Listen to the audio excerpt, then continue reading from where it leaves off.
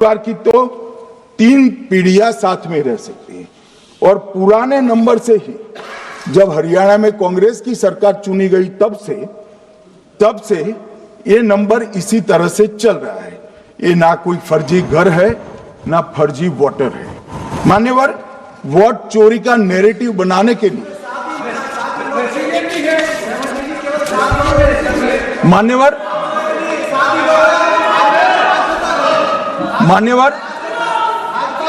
बिहार में भी मेरा भाषण पूरा हो जाने दो। नहीं, आप अभी पूरा भाषण नहीं, कई बार नाम आएगा।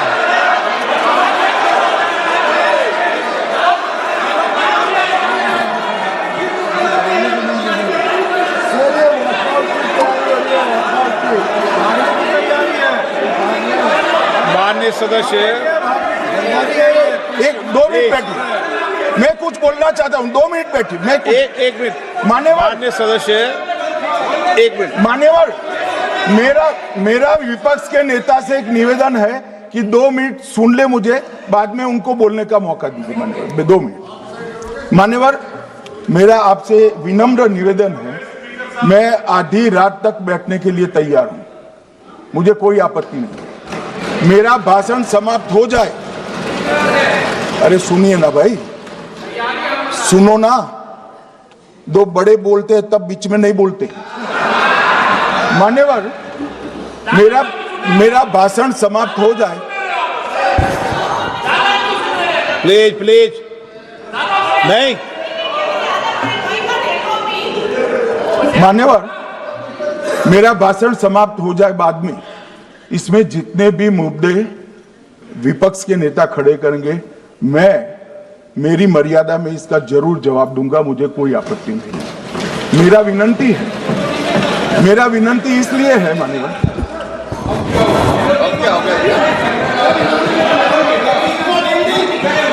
एक मिनट, उनको पूरी बात करने दें। हाँ।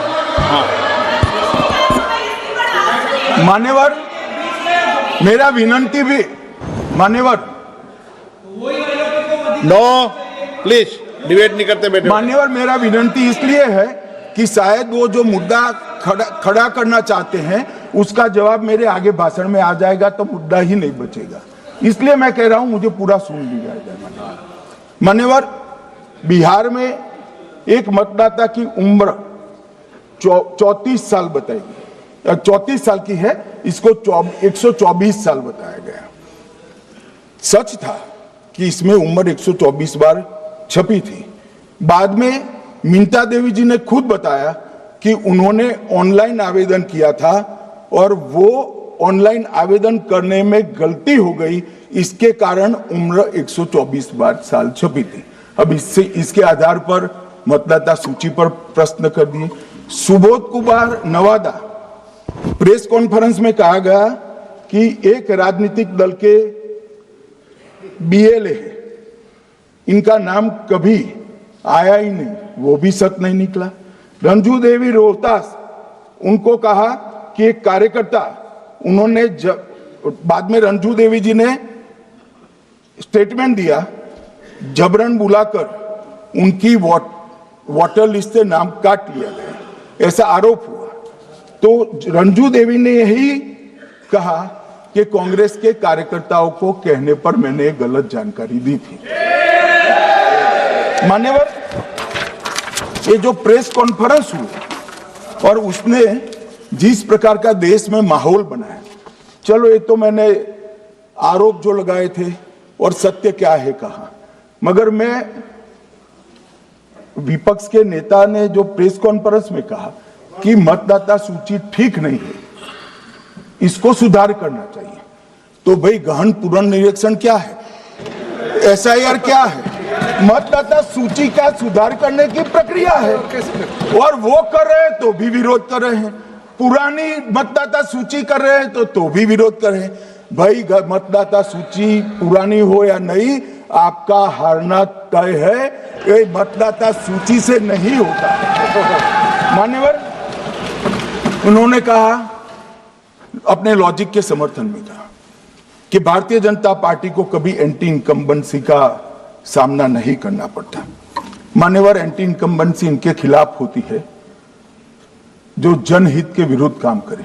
ये बात सही है कि भाजपा को एंटी इनकम्बेंसी का फायदा विरोध बहुत कम करना पड़ता है। हमारी सरकारें बार बार चुनकर आती हैं, चाहे राज्य में है या केंद्र में, परंतु ऐसा नहीं है कि हम 2014 के बाद एक भी चुनाव नहीं हारे।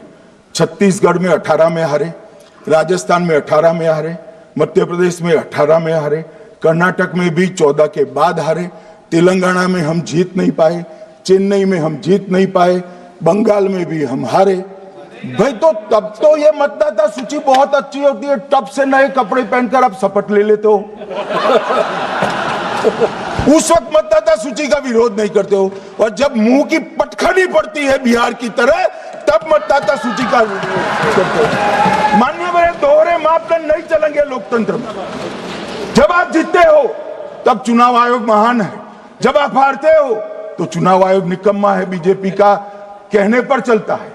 जब आप जीतते हो मतदाता सूची अच्छी है, मतदाता सूची अच्छी है, और जब आप हारते हो तो मतदाता सूची खराब है। मान्यवर, मुझे कोई आपत्ति नहीं, इस प्रकार का भ्रांति फैलाए तो फैलाए। मेरा दायित्व है कि इस देश की जनता को एक ड्यूअल स्टैंडर्ड की जानकारी देना, जो मैं आज इस सदन में खड़े होकर दे रहा हूं। मान्यवर, आगे पर भी मैं इस विषय को कहूंगा, और ढेर सारे आरोपों के मेरे पास जवाब है। जो 3 प्रेस कॉन्फ्रेंस में, एक सादा प्रेस कॉन्फ्रेंस, एक एटम बम वाला प्रेस कॉन्फ्रेंस, एक परमाणु बम वाला, ये तीनों में क्या हुआ, इसके सारे जवाब मेरे पास है। मान्यवर, अब ये कहते हैं कि 2-2 जगह है, 2-2 जगह मतदाता है। मान्यवर, किन किन लोगों के 2-2 जगह मतदाता में, इसमें जिनके नाम 2 जगह रजिस्टर्ड है उसका दोष नहीं निकालता मैं, क्योंकि एक जगह से कोई व्यक्ति दूसरी जगह गई तो 2010 के बाद इसको डिलीट करने का अधिकार आरओ के पास से ले लिया गया। इसके कारण ये विसंगतियां खड़ी हुई है। किसके हैं? श्री प्रशांत किशोर जी के 2 जगह मतदाता है, पवन खेरा जी का भी है, तेजस्वी यादव का स्वयं का है, टी सिद्दीकी एनआईसी केरल के नेता का है, मान्यवर संजय सिंह आप पार्टी के नेता के हैं, एक किशोरी पेडनेकर यूबीटी शिवसेना के हैं, इनका भी है। मान्यवर, सामान्य गलतियां हैं, क्योंकि एक नियम आ गया, जिसका जब वोट काटने का जिसका अधिकार है उसको रोक लिया गया, तो आरओ वोट काट नहीं सकता था, इसलिए 2 जगह रह गया। अब वही एक गहन पुनर्निरीक्षण से सुधरना है, मगर आप गहन पुनर्निरीक्षण को वोट चोरी कह रहे हो। मान्यवर, वोट चोरी किसको कहते हैं वो मैं बताना चाहता हूं, और हमारे यहां कुछ परिवार ऐसे हैं जो पुश्तैनी वोट चोरी करते हैं। अच्छा, बोलिए आप। हाँ, बोले आप, बोले। हाँ, बोले आप, बोले। स्पीकर सर, मेरा कल एक सवाल था।